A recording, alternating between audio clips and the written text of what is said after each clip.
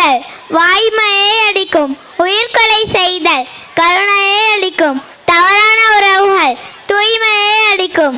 3 வகையான செயல்கள் என்ன? கர்மா எனப்படும் புண்ணிய செயல்கள் உயர் பிறப்பை கொடுக்கும். விகர்மா எனப்படும் பாவ செயல்கள் கீழ்நிலை உயிரினங்களாக பிறவை கொடுக்கும். அகர்மா எனப்படும் பக்திமய செயல்கள் விடுதலையை கொடுக்கும். பகவான் என்பதற்கு பராசர முனிவர் கூறும் விளக்கம் என்ன? செல்வம், வலிமை, அழகு, அறிவு, புகழ், துறவு இவை அனைத்தும் முழுமையாக உடையவரே பகவான் ஆவார். 9 வகை பக்தி தொண்டுகள் யாவை? ஸ்ரவணம், கீர்த்தனம், ஸ்மரணம், பாதசேவனம், அர்ச்சனம், வந்தனம், தாஸ்யம், ஸ்கயம், ஆத்ம நிவேதனம். பகவத்கீதையில் உள்ள 5 விஷயங்கள் என்ன? பகவான், பிரகிருதி, ஜீவன்கள், காலம், கர்மா. 4 வகை மனிதர்களாக பகவத்கீதை கூறுவது என்ன? கர்மிகள், ஞானிகள், யோகிகள், பக்தர்கள். 7 தாய்மார்கள் யாவா? பெற்ற அன்னை, செவிலித்தாய், குருபத்தினி, பிராமண தாய், அரச பத்தினி, கோமாதா, பூமி தாய். கடவுளில் பிரிந்த ஜட சக்திகள் யாவை? நிலம், நீர், நெருப்பு, காற்று, ஆகாயம், மனம், புத்தி, அகங்காரம் இவை 8ம் பகவான் கிருஷ்ணரின் பிரிந்த சக்திகளாகும். எத்தனை வகையான உயிரினங்கள் உள்ளதாக பத்ம புராணம் கூறுகிறது? நீர்வாழ் உயிரினங்கள் 9 லட்சம், செடி கொடி மரங்கள் 20 லட்சம், ஊர்வன 11 லட்சம், பறவைகள் 10 லட்சம், விலங்கினங்கள் 30 லட்சம், மனிதர்கள் 4 லட்சம் என 84 லட்சம் வகையான உயிரினங்கள் உள்ளன. வேதங்களின் மகத்துவம் என்ன? அபௌருஷேய, எப்போதும் மாறாதது, இதுவரையிலும் தவறென நிரூபிக்க முடியாதது, காலத்தால் அழியாதது, தீர்க்க தரிசனம். பிறவி தோறும் தொடர்ந்து வரும் பிரச்சனைகள் என்ன? பிறப்பு, வியாதி, முதுமை, இறப்பு. பக்தி தோண்டினால் இவற்றை தீர்க்க முடியும். கடவுளை பற்றி உபனிஷத்துக்கள் கூறுவது என்ன? நித்யோ நித்யானாம் சேதன சேதானானாம் ஏகோ பகுநாம்யோ விதத்தாதி காமான். கடவுள் நித்தியமானவர், நாமும் நித்தியமானவர்கள். கடவுள் உணர்வு உடையவர், நாமும் உணர்வு உடையவர்கள். அந்த ஒருவரையான கடவுள் நம் அனைவரது தேவைகளையும் நிறைவேற்றுகிறார். யாரெல்லாம் அந்த கடவுளை சரணடைகின்றனர் என பகவத்கீதை கூறுகிறது? செல்வத்தை விரும்புவோர், துயருற்றோர், கேள்விஞானம் உடையோர், பூரணத்தின் அறிவை தேடுவோர்.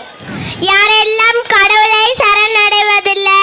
மூடர்கள், மனிதரில் கடைநிலையோர், மாயையால் அறிவிழந்தோர், அசுரகுணமுடைய நாத்திகர்கள். நன்றி. தேவனை எவ்வாறு நேசிக்க வேண்டும் என்று பைபிள் கூறுகிறது? உன் முழு இருதயத்தாலும் ஆத்மாவாலும் மனதாலும் தேவனை நேசிக்க வேண்டும் என்று பைபிள் கூறுகிறது. எவை நற்செயல்கள் என பைபிள் கூறுகிறது? உதவி, பகிர்வு, கருணை ஆகியவை நற்செயல்கள்.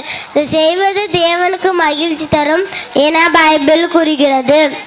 கடவுள் மனிதனை எவ்வாறு படைத்தார்? கடவுள் மனிதனை தன்னுடைய சாயலாக படைத்தார். எனவே நாம் கடவுளை போன்று எல்லா உயிரிடத்தும் கருணை கொள்ள வேண்டும்.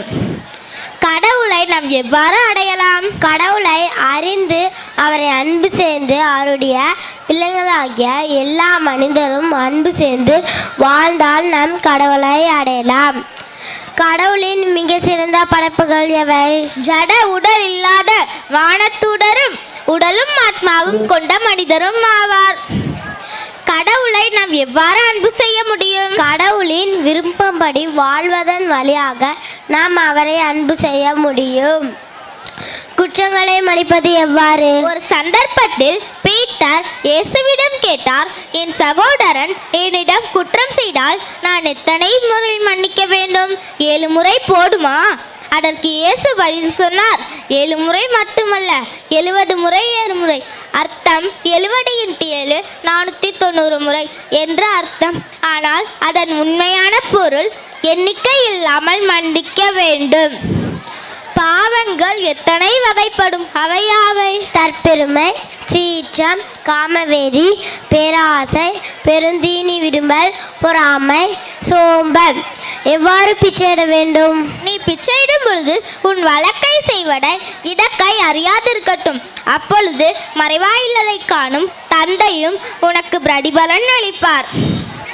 எவை நற்பண்புகள் என பைபிள் கூறுகிறது? தாழ்ச்சி, பொறுமை, கற்பு, தாராள குணம், அளவோடு உண்ணல், பிறர் அன்பு, சுறுசுறுப்பு.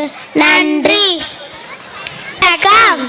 நாம் யாரை வணங்க வேண்டும் என்று திருக்குரான் கூறுகிறது? எல்லாவற்றையும் படைத்தவர் ஒரே இறைவன் அல்லாஹ், அவரையே வணங்க வேண்டும், அவருக்கு இணை வைக்க கூடாது என்று திருக்குரான் கூறுகிறது.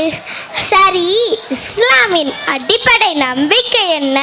ஒரே இறைவன் அல்லாஹ், நபிமார்கள் மீது நம்பிக்கை, மறுமை நாள் மீது நம்பிக்கை, நல்ல செயல்களுக்கு பலன், கெட்ட செயல்களுக்கு தண்டனை.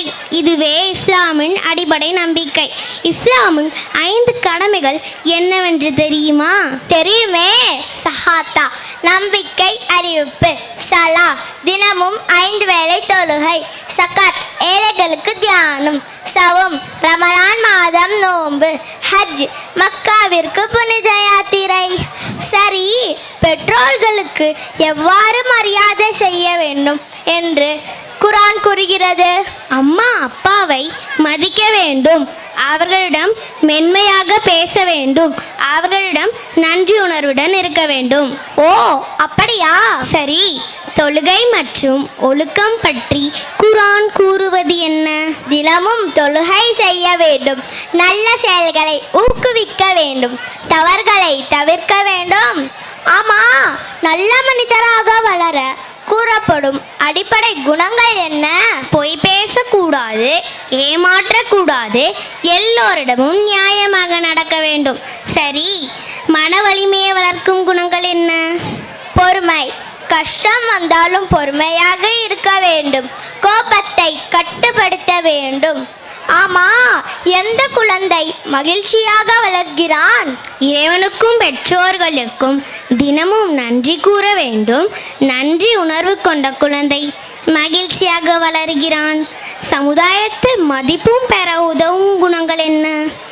பெருமை கொள்ளக்கூடாது, பிறரை இகழக்கூடாது. ஆமா, குர்ஆனில் முக்கிய குறிக்கோள் என்ன? மனிதன் இறைவனே அறிந்து நல்ல ஒழுக்கத்துடன் வாழ்ந்து மறுமையில் வெற்றி பெற செய்வதே குர்ஆனின் முக்கிய குறிக்கோள். நன்றி.